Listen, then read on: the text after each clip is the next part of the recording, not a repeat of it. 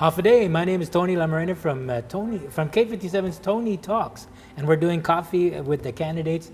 And today we've got Senator Joe S. San Agustin, incumbent Democrat. You're running now for your third? Would be my fourth. This will be your fourth term. Yes, fourth sir. term. And currently the chairman on what they in the old days called it Ways and Means. Now it's Office of Finance and Budget, right? Yes, but we still try to find the way and the to get means. the means. That's correct, sir. So as Senator, I mean, I had the opportunity to serve with your dad in Yes, the sir. legislature, but so in your fourth term, I mean, you think you have done everything in 3 terms. What do you hope to accomplish in your 4th term? Well, I'm hoping to get my colleagues, whoever makes it on November, that they believe in working together as a team, because it's going to take eight senators to pass a bill, and if we work for the benefit and for the purpose, and it's for the people of Guam, there's nothing we can't pass. But we got to make sure that it's within our fiduciary responsibility and it's sensible, and the people actually can see that it has a good intent.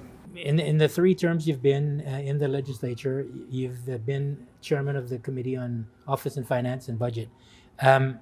We see our economy going through these difficult times. I mean, what are your plans in regards to trying to get the economy going, trying to diversify the economy? Well, one of the things I've always spoke about is that I believe in the business. You got to keep business in business, because that's what drives the economy. That's number one. And with that, I introduced the Dave Santos Act to help the business, and just about 90% of the businesses are impacted by that. But at the same time, we've also introduced the LEAP program to help the business that were going through some difficult times, financial difficult times during the pandemic.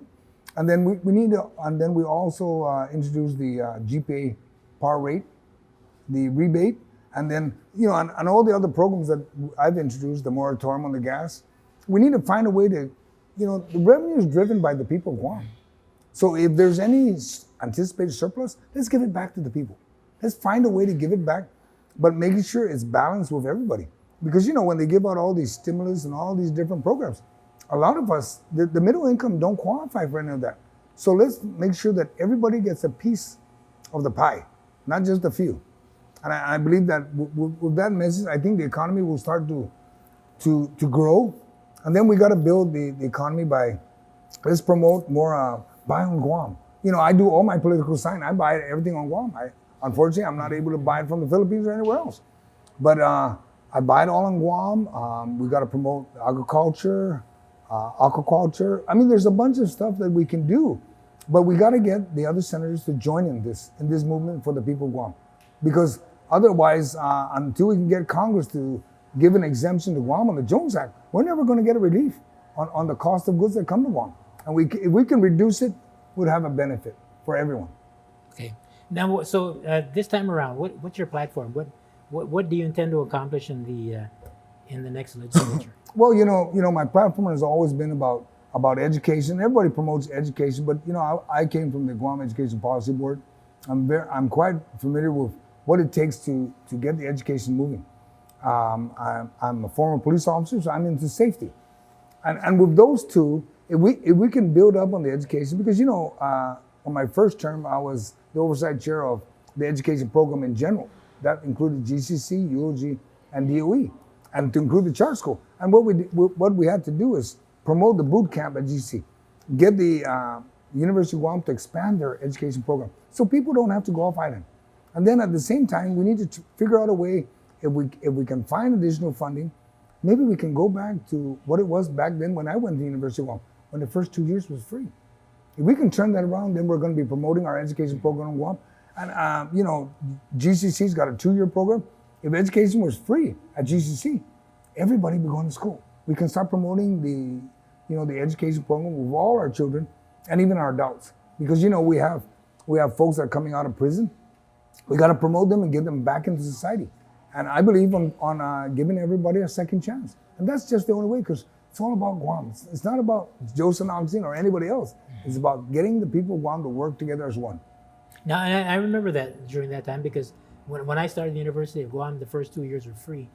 But I think what the university also found out was that the graduation rate didn't match, by giving 2 years away free. I mean, How do you resolve that? I mean, obviously, you want to give 2 years away free, but you also want to see a higher graduation rate as well. That's correct. I mean, if they're going to get 2 years free, they have to identify what their major is going to be, and it's got to be focused. If you're going to go to school for 4 years, which is for a bachelor's degree, then the 2 years is got to be focused into that program. If not, then you automatically won't get it. They have counselors that help the students up and direct them in the direction they need to get.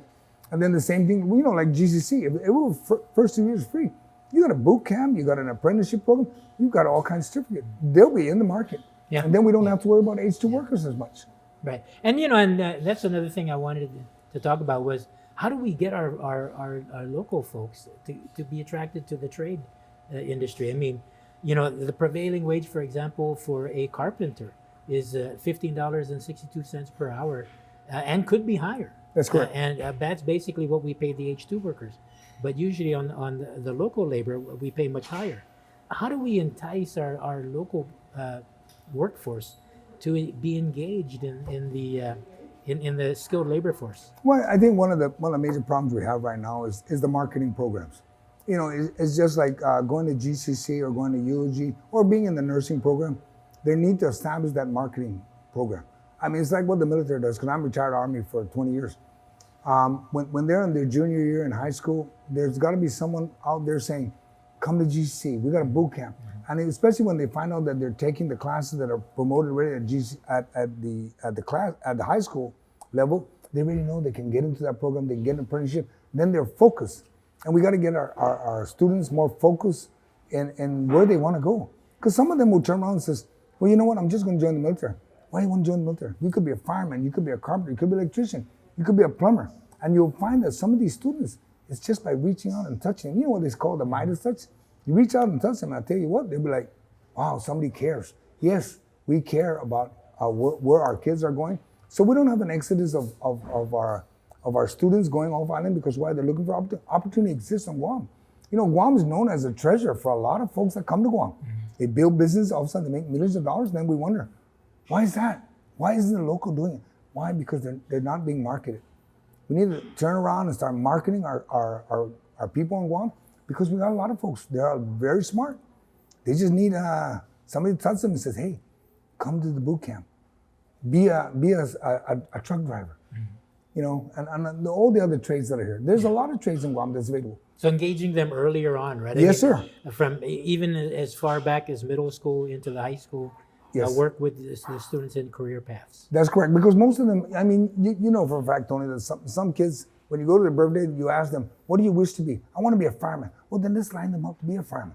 Let's make sure they focus on their education by saying, you got to go to school. You got to say no to drugs. You need to go to this program, because right now we have a drug problem on Guam.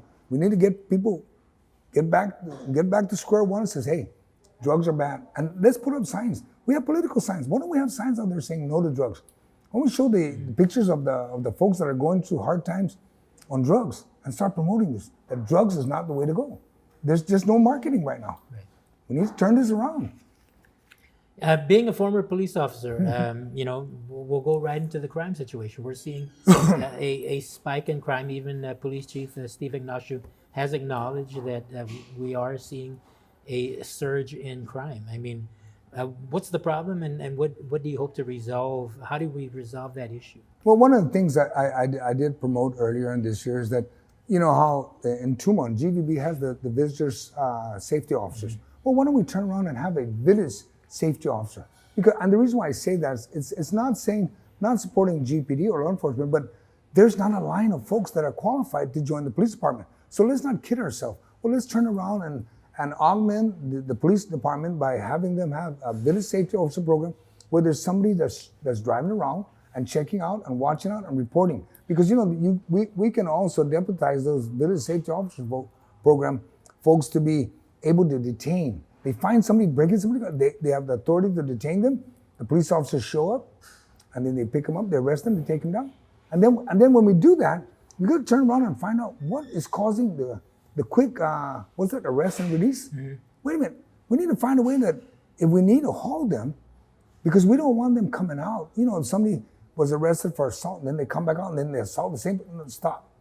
we need to determine from DOC's perspective is where can they build a separate detention hall to hold them for more than just 2 hours. No, hold them for the weekend. You know, like they do for DWI. You're arrested on Friday. You don't get released until Monday. Yeah. Well, let's do that. You're any crime above a misdemeanor, you're held for a minimum of 72 hours to determine first if you're still a threat. Because we'll find out in 72 hours what's their attitude in the prison. They'll be like, either you're going to be good, put the monitoring, the electronic monitoring on them, so we can know where they're at. All right. So you get elected into the 37th Guam legislature. What's your first bill going to be? Well, there's a variety of bills I've looked at. I've always stood for the stand your ground. But at the same token, I've also considered maybe even take a look at the political aspect. Folks have been talking about no primary. Let's save some money. But let's take a look at what else is going on. But the bill I've been looking at, trying to find money to continue the GPA rebate program, to continue the moratorium on the gas prices. Because you notice right now, Tony, the gas prices keep going down. Well, it's happening worldwide. I mean, we're seeing a trend within the world.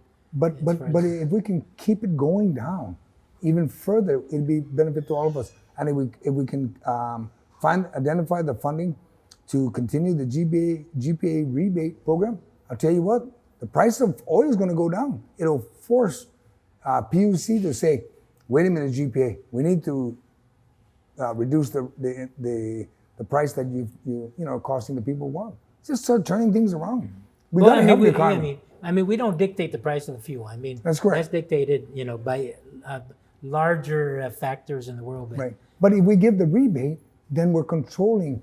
I mean, the price of fuel, let's, for example, is $120 a barrel. Well, let's reduce it because why? The people of Guam pays this revenue that comes into Guam. Let's give it back to them in the form of reducing their costs. Okay. All right. I have some light questions, okay? I'll give you a choice. And yes, sir. You select. I'm good of all of them. Right? Johnny Sablan or Flora Bazaquan? Oh, both. You got to pick one. You can't just say. Well, I'll start with Johnny, okay. and then I'll hold on to Flora because I know them both personally. No, you got to pick one. Senator. Okay, then, gosh, I'm going to stick with Johnny. Okay, all right, John. Kelligwin, chicken or shrimp? Oh, chicken. Chicken, okay. Cha-cha or jitterbug? Oh, cha-cha, because I don't know the jitterbug. Okay. Beach or barbecue? Both. I barbecue at the beach. Okay. And spare ribs or short ribs? Oh, spare ribs. All right. We'll keep it simple, Tony. All right. So, Senator, in closing, I'm going to give you the time to ask the people of Guam or tell the people of Guam why they should vote for Joe S. San Agustin. All right. Thank you, Tony. And you know what? A lot of folks will always ask the question, why should we vote for you? For the people of Guam, I ask for your confidence. I've served 3 terms, and I ask again for your confidence that I will continue to work for you. I've always represented you. I've always listened to what your needs are, and I've always focused on what I can get after convincing all my colleagues that it's for the benefit of the people of Guam. And I ask for your confidence. And I'm number 13 on the ballot, the Democrat side, and I'm called the 13th warrior. So I'm hoping for your vote. I appreciate it. Thank you. All right, and that's Senator Joe S. San Agustin, serving his 3rd term, running for his 4th term. And I hope this show gave you some insight on what Joe S. San Agustin is all about.